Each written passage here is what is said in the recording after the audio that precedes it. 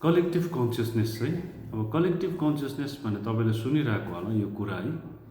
अब यसलाई कन्सियसनेस यानि चेतना होइन, समूह चेतना भनेको छ नि। अब कलेक्टिभ कन्सियसनेस भने एउटा अब चेतना कन्सियसनेस यसलाई चाहिँ हामीले एउटा कसरी चाहिँ अब एउटा एक्सप्लेन गर्नु सक्दा, कसरी चाहिँ यसको बारेमा वर्णन गर्नु खोज्दा चाहिँ म के भन्छु भन्दा चाहिँ अब जस्तै फर इक्जाम्पल सबैले तपाईँलाई भन्छ नि चेतना हुनु चेतना भने यो वर्डहरू पुरा निक्लिन्छ नि किताबतिर होइन। कसैले अब गुरुजीहरूले भाषण दिँदा पनि चेतना भने, किताबमा पढ्दा पनि कन्सियसनेस, इङ्ग्लिसमा कन्सियसनेस, कुनै कसले पढ्दा हिन्दीको त्यस्तो स्पिरिचुअलमा पढ्दा चेतना, यस्तो वर्ड निक्लिरहन्छ नि। यो चाहिँ के भन्नु खोजेको भन्दा चाहिँ सानो म इक्जाम्पल दिन्छु, तपाईँ बुझ्नुहोस् ल। फर इक्जाम्पल अब अस्ति कोभिड भयो होइन। कोभिडको समयमा जतिजना यो समयमा बाँचिरहेको मान्छेहरूको कोभिडको एक्सपिरियन्स भएको छ नि, आफूलाई कोभिड नभए पनि साथीहरूलाई कोभिड भयो, समाजमा कोभिड भयो, मान्छे मरिरहेको देख्यो, टिभीमा हेऱ्यो, त्यो पिपिई किट लायो, हामीले कोभिडको 2टा भ्याक्सिनेसन लायो होइन, कसैले 3टा लायो। अब यो कोभिड चाहिँ हाम्रो कलेक्टिभ कन्सियसनेसको मा बसेको छ होइन। कसैले अहिले भन्दाखेरि 30 वर्षपछि कुनै कुरामा भाषण दिए, अब 30 वर्षपछि हाम्रो छोराछोरीको समयमा होइन, अब अहिले जन्मिने नानीहरूलाई 30 वर्षपछि म इक्जाम्पल भन्नु खोजेको है। 30 वर्षपछि त उनीहरू 25 वर्ष राखिदिउँ, उनीहरूले ग्रेजुएटहरू गरिसक्छन्, मास्टर्स गरिसक्छ होइन। मास्टर्सहरू गरिसक्दाखेरि चाहिँ त्यति बेला चाहिँ अब सपोज भाषण अब एउटा भाषण त होइन, एउटा ग्रेजुएसन मास्टर्सको त्यो उयसमा चाहिँ डिग्री दिँदाखेरि कसै अब प्रिन्सिपललाई त्यसमा केही विषयमा बोल्नु लाग्यो अरे होइन। अब त्यो प्रिन्सिपल चाहिँ त्यहाँनिर त्यो डिग्री समारोहमा गएर डिग्री दिँदाखेरि चाहिँ स्पिच दिनु लाउँदा उसले भने अरे प्रिन्सिपल त अब कमसेकम पनि 50-55 वर्ष पुगेको होला होइन। अन्त त्यहाँ टिचर बसेकोहरू पनि त इक्जाम्पल दिँदैछु बुझ्नुहोस् है, त्यहाँ टिचर बसेकोहरू पनि कमसेकम त अब 40-50 त्यस्तो वर्ष पुगेको हुन्छ नि त होइन। टिचरहरू 45-50-55, त्यो प्रिन्सिपल आफै 55 है। अन्त कति आमा बाबाहरू पनि आएको छ भने त्यस्तै उमेर पुगेको हुन्छ होइन। तर त्यो नानीहरू त त्यति बेला 25 वर्ष 23 वर्ष मात्रै पुगेको हुन्छ नि त होइन। अहिलेभन्दा त्यति बेला 25 वर्षको कुरा गरेको होइन, 25 वर्ष 23 वर्ष मात्रै पुगेको हुन्छ। र त्यो टिचरहरू प्रिन्सिपलहरू त्यो आमा बाउहरूलाई सबैलाई कोभिडको समयमा जन्मेको हुन्छ, सबैलाई कोभिडको बारेमा याद हुन्छ नि। तर जुन चाहिँ नानी अहिले जन्मेको त्यो 25 वर्षपछि, अहिले त कोभिड लागेको छैन नि त, त्यो 2025मा त केही कोभिड छैन नि। अन्त अहिलेभन्दा 25 वर्षपछि त्यो नानी 25 वर्ष पुग्दा उसलाई त कोभिडको विषयमा त केही याद हुँदैन होइन।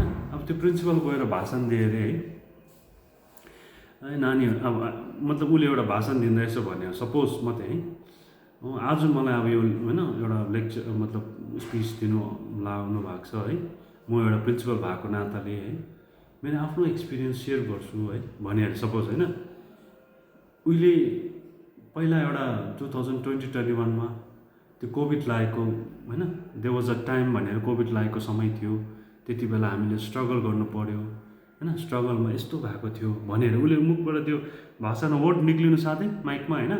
त्यहाँ बसेको टिचरहरू जो चाहिँ 50-55 बसेको होइन, आमा बाबाहरू 50 वर्ष 45-50 वर्ष घर त बिचरा त्यो समयमा पुगिहाल्छ नि।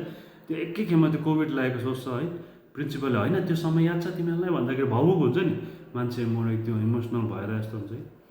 तर त्यो ग्रेजुएट गर्दै गरेको या त्यो मास्टर्स सकिरहेको केटाकेटीलाई त केही याद हुँदैन नि। त्योनीहरू केटाकेटीहरू त्यो कन्सियसनेसको बाहिर बसिरहेको छ अब अहिले। कलेक्टिभ कन्सियसनेस भन्ने इक्जाम्पल चाहिँ मैले त्यो दिन खोजेँ। त्यो कोभिडको कुरा गर्नु साथै उनीहरू सबै त्यो टिचर प्रिन्सिपलहरू कलेक्टिभ कन्सियसनेसमा पुग्यो, त्यो समयमा पुग्यो। त्यो माइन्डमा एउटा लय जस्तै अब एउटा भन्यो भने अहिलेको इक्जाम्पलले भन्यो भने त्यो के भन्छ उयो गरेको जस्तो नि, नेटवर्क छोडेको जस्तो नि।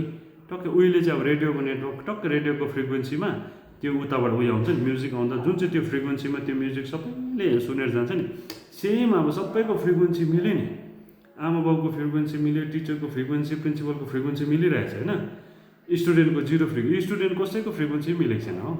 आमा बाउहरू सबै त्यो कलेक्टिभ कन्सियसनेसको ल्याइमा बगिसकेको छ, बुझ्नुहुँदैछ। त्यो प्रिन्सिपलको यहाँबाट एउटा सानो उयो आएको जस्तो सम्झिन्छ। अन्त आमा बाउहरू सबै एट्याच छ, त्यो नानीहरू एट्याच छैन। अब त्यो कन्सियसनेस त्यो नानीहरू एक्स्ट्रा हो, त्यो फ्रिक्वेन्सीको बाहिर हो।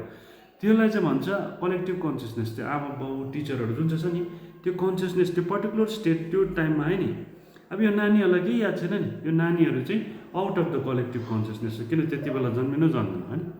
यो सानो एउटा कलेक्टिभ कन्सियसनेस भनेको इक्जाम्पल दिनु मैले प्रयास गरेँ है, सायद तपाईँहरूले अब यसमा कतिहरू बुझ्यो होइन, त्यो भन्नु खोजेको मैले। कलेक्टिभ कन्सियसनेस चाहिँ यसरी बुझ्नुहोस् है तपाईँहरू ल, त्यो फ्रिक्वेन्सीमा भएको अब त्यो कुरा होइन, त्यो नानीहरूको आफ्नो कलेक्टिभ कन्सियसनेस छ फेरि होइन, त्यो नानीहरूको कलेक्टिभ कन्सियसनेसको कुरा गर्दा फेरि त आमा बाउले बुझ्दैन। फर इक्जाम्पल त्यो नानीहरू चाहिँ अब त्यो एउटा जस्तै क्लासको नानीहरू एउटा सानो अब पब्जी खेल्ने छ अरे सपोज एउटा अब होइन, त्यति बेला त्यो पब्जी अरे काउन्टर स्ट्राइकहरू भने पब्जीमा के हुन्छ, पब्जी भन्ने एउटा गेम भिडियो गेम खेल्ने एउटा यिनीहरूको उयो छ अरे, एउटा साइट छ अरे, सबैजना कनेक्ट गरेर त्यो के भन्छ त्यो कलेजको सबैजना भिडियो गेम खेल्छ अरे होइन। अन्त त्यो पर्टिकुलर गेममा चाहिँ होइन यिनीहरूले उयो कुरा गर्दाखेरि त त्यो कलेक्टिभ कन्सियसनेस त सबै नानीहरूले बुझिहाल्यो नि, तर आमा बाउ त त्यो आउट अफ द कन्सियसनेस भयो नि होइन, फेरि त्यो नानीहरूको अर्कै भयो, आमा बाउको अर्कै हो, त्यो भन्नु गयो कलेक्टिभ कन्सियसनेस चाहिँ यसलाई भन्छ होइन। अब त्यो डिफ्रेन्ट भयो नि हो। आई होप अब तपाईँहरूले अलिकति मैले भनेको बुझेँ कि होइन, सायद म अब यसो एक्सप्लेन गर्न नसकेको पनि हुनसक्यो होइन। अब केही इन्क्वायरी छ भने चाहिँ कमेन्ट गर्न सक्नुहुन्छ ल।